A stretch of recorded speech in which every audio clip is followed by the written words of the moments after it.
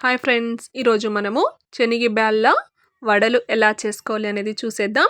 దానికోసం నేను ఇక్కడ ఒక కప్పు క్లీన్ చేసి పెట్టుకున్నటువంటి శనగ బ్యాళ్ళలు తీసుకున్నాను. చూడొచ్చు, ఇక్కడ చాలా టేస్టీగా ఉంటుందండి. చాలా మంచి రెసిపీ. రాయలసీమలో ఎక్స్పెషల్లీ నాటుకోడి పులుసు వడలు చాలా ఫేమస్ అన్నమాట. ఇక్కడ చూడండి, ఆ పప్పు మొత్తాన్ని కూడా ఒక బౌల్లో వేసేసుకొని అవి బాగా నానబెట్టేసుకోవాలి. పప్పు ఎంత బాగా నానితే వడలు అంత టేస్టీగా ఉంటాయన్నమాట. చూడొచ్చు, మొత్తం మునిగే వరకు, అంటే పప్పు మొత్తం మునిగే వరకు కూడా మనం వాటర్ అనేది వేసేసి పెట్టేసుకోవాలి. ఒక 40 మినిట్స్ నుంచి 1 అవర్ నానితే చాలా బెటర్ అండి. ఆ తర్వాత దానికి కావాల్సిన ఇంగ్రీడియంట్స్ చూడండి. సన్నగా తరిగి పెట్టుకున్నటువంటి చిన్న చిన్న ముక్కలుగా ఆనియన్స్ తీసుకున్నాను. పెద్ద సైజ్ ఆనియన్స్ ఒక 2 తీసుకున్నాను. కరివేపాకు, కొత్తిమీర కట్ చేసి, నెక్స్ట్ పచ్చిమిర్చి ఒక 5 వరకు తీసుకున్నాను అనమాట.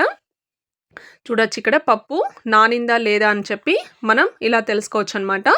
పప్పు తీసుకొని మధ్యలోకి మనము తుంచితే అది విరుగుతుంది అనమాట. ఇక్కడ చూడొచ్చు, పప్పు బాగా నానిపోయింది, కనబడిపోతుంది కదా. ఇప్పుడు దీన్ని మనము మిక్సీ జార్లోకి పట్టించుకునేద్దాం.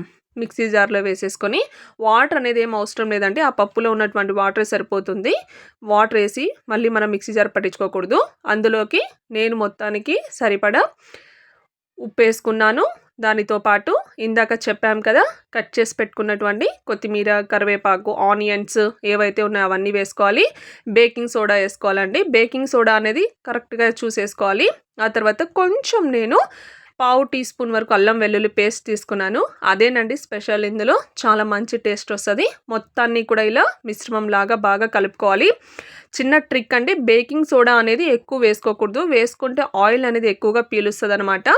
ఆ తర్వాత ఆయిల్ హీట్ ఎక్కిన తర్వాత పెనం పెట్టేసుకొని ఇలా చిన్న చిన్నవిగా ఉంటల్లాగా తీసుకొని చిన్న చిన్నగా తట్టుకోవాలన్నమాట. వడల రూపంలోకి ఇలా ఆయిల్లో వేసేసుకోవడమే. చాలా సింపుల్ ప్రాసెస్, చాలా బాగుంటుంది.